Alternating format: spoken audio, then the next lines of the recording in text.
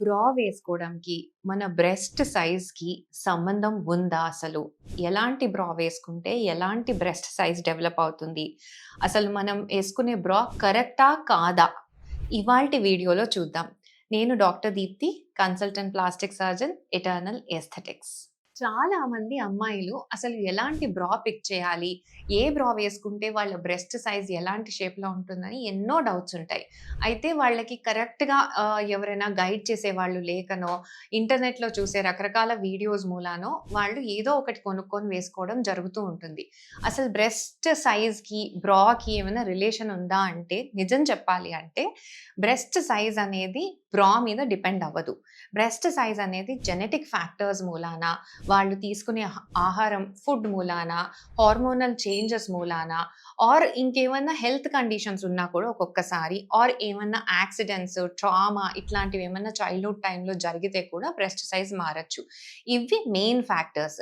అయితే బ్రా రోల్ ఏంటి అసలు బ్రెస్ట్ సైజ్‌లో ఆర్ బ్రెస్ట్ షేప్‌లో అనేది చూద్దాం.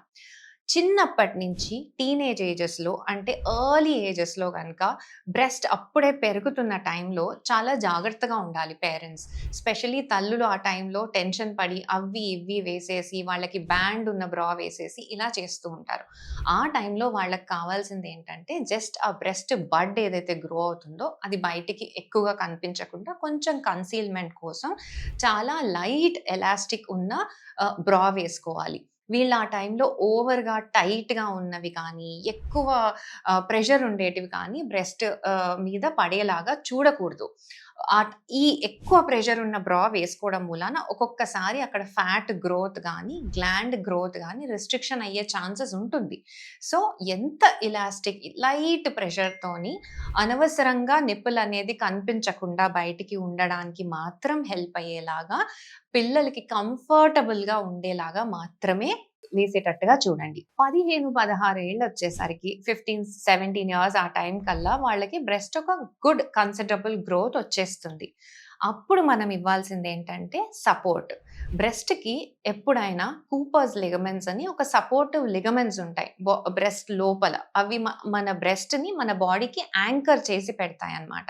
మనకి ఏదైనా గ్రావిటీ అనే ఒక ఫోర్స్ ఉంటుంది. భూమి ఆకర్షణ శక్తి ఉంటుంది కాబట్టి, ఈ బ్రెస్ట్ కూడా పెరిగే కొద్దీ, బరువు పెరిగే కొద్దీ గ్రావిటీకి కిందకి జారడానికి ట్రై చేస్తూ ఉంటుంది. ఆ ప్రాసెస్‌లో ఈ కూపర్స్ లిగమెంట్స్ అనేవి కాన్స్టెంట్‌గా స్ట్రెచ్ మీద ఉంటాయన్నమాట. స్ట్రెచ్ అయితూ ఉంటాయి. సో, ఇలాంటి పరిస్థితుల్లో మనము కౌంటర్ గ్రావిటీ ఫోర్స్ ఇవ్వకపోతే గనక ఈ స్ట్రెచ్ అనేది కంటిన్యూయస్‌గా అయిపోయి ఒక్కవేళ గనక మీ అమ్మాయికి ఆడపిల్లకి కొంచెం హెవీ బ్రెస్ట్ ఉంటే గనక ఈ లిగమెంట్స్ మీద ఎక్కువ స్ట్రెచ్ పడితే ఇంకా ఇర్రివర్సిబుల్‌గా అవి సాగ్ అయిపోతాయి. సో, ఈ స్టేజ్‌లో మీరు చేయాల్సిందేంటంటే, అండర్ ద బ్రెస్ట్ ఏమో మంచి సపోర్ట్ ఉండే బ్యాండ్ ఉండాలి. ఓవర్ ద బ్రెస్ట్ ఏదైతే ఆ కవర్ ఉంటుందో, కప్ ఉంటుందో అది బ్రెస్ట్‌కి రైట్ పుల్ ఇవ్వాలన్నమాట. పైన వైపుకి యాంటీ గ్రావిటీ.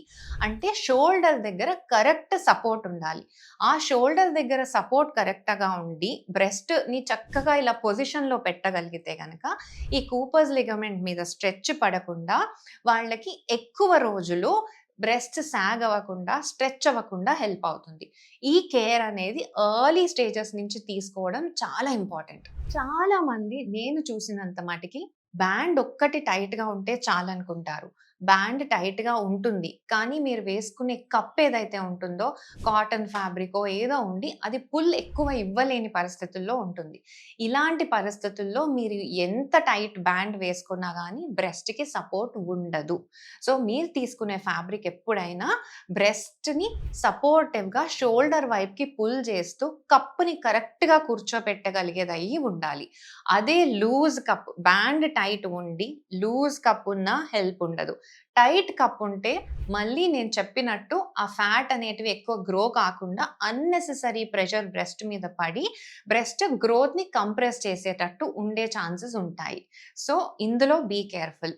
ఆల్వేస్ ఎప్పుడైనా ఈ స్టేజ్‌లో మంచి బ్రా మీద మనీ ఇన్వెస్ట్ చేయండి. అది మీకు ఫ్యూచర్ బాడీ షేప్‌కి ఎంతో, ఎంతో బెనిఫిట్ అవుతుంది. Next important major change breast మీద వచ్చేది ప్రెగ్నెన్సీ టైమ్‌లో. ఎర్లీ ప్రెగ్నెన్సీలో ఫస్ట్ 3 మంత్స్ బ్రెస్ట్‌కి చాలా బ్లడ్ సర్క్యులేషన్ పెరిగి ఫ్యూచర్ బేబీకి ఫీడ్ ఇవ్వడం కోసం కావాల్సిన గ్రోత్ అనేది ట్రిగ్గర్ చేయడానికి బ్రెస్ట్ మీద చాలా హార్మోనల్ చేంజెస్ ఉంటాయన్నమాట. సో, ఆ టైంలో బ్రెస్ట్ ర్యాపిడ్‌గా పెరుగుతుంది. అండ్ పెరగడానికి అన్ని ప్రిపరేషన్స్ కూడా చేసుకుంటూ ఉంటుంది. ఈ టైంలో ఎక్కువ పెయిన్ ఉంటుంది బ్రెస్ట్‌లో, టెండర్‌నెస్ ఉంటుంది. సో, మరీ టైట్‌గా, మరీ పట్టేసినట్టున్న మదర్‌కి అన్‌కంఫర్టబుల్‌గా ఉంటుంది. అందుకని మళ్ళీ కొంచెం టీనేజ్ ఏజ్ లాగా right elastic, not too much of compression, not too loose అనేది ఓవర్‌గా టైట్‌గా బ్యాండ్ అది లేకుండా కరెక్ట్‌గా బ్రెస్ట్‌ని సపోర్ట్ చేసేటట్టుగా కొంచెం సింపుల్ బ్రాస్ వేసుకోండి. ఈ సపోర్ట్ మూలాన మీకు కంఫర్టబుల్‌గా ఉండి ప్రెగ్నెన్సీ అనేది ఇరిటేటింగ్‌గా ఉండదు. తరువాత డెలివరీ. డెలివరీ అయినాక మీ బ్రెస్ట్ చాలా ఎనార్మస్‌గా మిల్క్‌తో ఫిల్ అయ్యి ఉంటుంది. ర్యాపిడ్ గ్రోత్ ఉంటుంది. ఆల్‌మోస్ట్ 2 కప్ సైజెస్ పెరిగిపోతుంది. ఈ టైంలో చాలామంది బ్రా వేసుకోవడానికి ఇష్టపడదు. బికాస్ ఆఫ్ ఫీడింగ్ అవ్వనియండి ఆర్ అన్‌కంఫర్టబుల్ అవ్వండి. పోస్ట్ పార్టమ్‌లో వాళ్ళకి అన్‌కంఫర్టబుల్‌గా ఉంటుంది. సో, ఇది చాలామంది చేసే మిస్టేక్. యాక్చువల్లీ ఈ టైంలో అనేది బ్రా చాలా ఇంపార్టెంట్. బికాస్ అంత హెవీ బ్రెస్ట్ వచ్చేసరికి నేను చెప్పిన ఈ సపోర్ట్ లిగమెంట్స్ ఏవైతే ఉంటాయో అన్నెసెసరీగా ఆ టైంలో స్ట్రెచ్ అయిపోయి మళ్ళీ రివర్స్ వెళ్ళడానికి ఇబ్బంది పడతాయి. సో, అవేంటంటే మీరు ఆ టైంలో మళ్ళీ సింపుల్ అయినా, ఎక్కువ టైట్ లేని బ్రా అయినా సరే, ఒక్క బ్రా మాత్రం కొంచెం సపోర్ట్ ఇవ్వగలిగేది గనుక మీరు వేసుకుంటే మీ బ్రెస్ట్ లాంగ్ టర్మ్‌లో సేవ్ అవుతుంది. అది గుర్తుపెట్టుకోండి. అండ్ లాస్ట్‌కి లాక్టేషన్ అయిపోయినాక. ఈ లాక్టేషన్ అయిపోయినాక మళ్ళీ బ్రెస్ట్ అనేది చాలా కప్ సైజెస్ తగ్గిపోయి ఒక ఎంప్టీనెస్‌కి వస్తుంది. అప్పుడు మళ్ళీ మీరు పాత బ్రా వేసుకోవడం కుదరదు. మీరు మీ కప్ సైజ్‌కి సరిపడేటట్టు మళ్ళీ కూర్చొని ఒక్కసారి షోరూమ్‌లో మీరు అన్నీ ట్రై చేసి, ఈ కప్ అనేది కరెక్ట్‌గా ఫిట్ అయ్యేటట్టు ఉండి, అలా సపోర్ట్ చేసి మళ్ళీ నేను చెప్పినట్టు షోల్డర్ మీద సపోర్ట్ వచ్చేలాగా చూసుకొని మీరు బ్రా వేసుకుంటే గనక ఈ టైంలో సాగింగ్ అనేది అవ్వకుండా షేప్ రిటైన్ అవ్వడానికి మీకు మంచి బెనిఫిట్స్ ఉంటాయి. సో, ఓవరాల్‌గా ఏంటంటే ఎప్పుడైనా కప్ సైజ్ కరెక్ట్‌గా ఉండి, మీ షోల్డర్ మీద నుంచి పుల్ వచ్చేటట్టు ఉంటే గనక మీకు కంఫర్టబుల్‌గా ఉంటుంది. హెవీ బ్రెస్ట్ ఉన్న వాళ్ళకి షోల్డర్ మీద పుల్ పడినప్పుడు ఒకవేళ స్ట్రాప్స్ సన్నగా ఉంటే అవి షోల్డర్ మీద చాలా పెయిన్ కాజ్ చేసి, ఆ బోన్ మీద అన్నెసెసరీగా ఫోకస్డ్ ప్రెషర్ కాజ్ చేస్తాయి.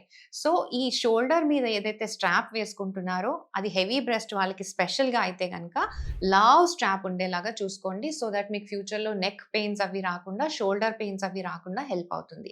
ఓవరాల్‌గా నేను చెప్పేదేంటంటే, ఎప్పుడైనా మీరు వెయిట్ పెరిగినా, తగ్గినా ఇలా జరుగుతున్నప్పుడు కూడా బ్యాండ్ అనేది కంఫర్టబుల్‌గా ఉన్నా, మీ కప్ అనేది రైట్ ఫిట్‌లో ఉండాలి. అండ్ ప్రెషర్ అనేది షోల్డర్ మీద నుంచి పుల్ వస్తూ ఉండాలి. ఇంకొక మెయిన్ డౌట్ అందరికీ ఉండేదేంటంటే, నైట్ టైమ్ బ్రా వేసుకోవాలా లేదా? నైట్ టైమ్ ఒకవేళ చిన్న బ్రెస్ట్ ఉంటే కనుక బ్రా వేసుకున్నా లేకపోయినా ఒక్కోసారి నడుస్తుంది. కానీ ఒకవేళ హెవీ బ్రెస్ట్ ఉంటే మాత్రం మీరు సైడ్‌కి పడుకున్నప్పుడల్లా అటు మళ్ళీ బ్రెస్ట్ పడిపోయి మళ్ళీ అటునుంచి లిగమెంట్స్ లూజ్ అవుతూ ఉంటాయి. సో, స్లీప్ బ్రాస్ అని కొంచెం comfortable cotton bras light support ఇచ్చేటివి మీకు కామన్‌గా దొరికేస్తాయి ఇంటర్నెట్‌లో.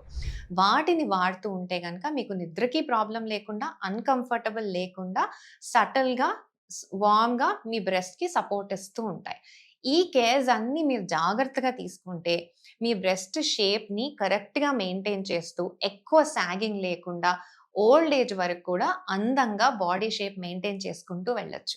నేను చెప్పిన ఈ పాయింట్స్ అన్నీ మీకు యూజ్‌ఫుల్ అనిపిస్తే గనక, ప్లీజ్ ఈ వీడియోని లైక్ చేయండి. మీకు ఎవరెవరికైతే ఉపయోగపడుతుందని అనిపిస్తుందో వాళ్ళందరికీ షేర్ చేయండి. ఇంకా మరిన్ని డౌట్స్ ఉంటే కింద కామెంట్ చేయండి. నేను ఆన్సర్ చేస్తాను.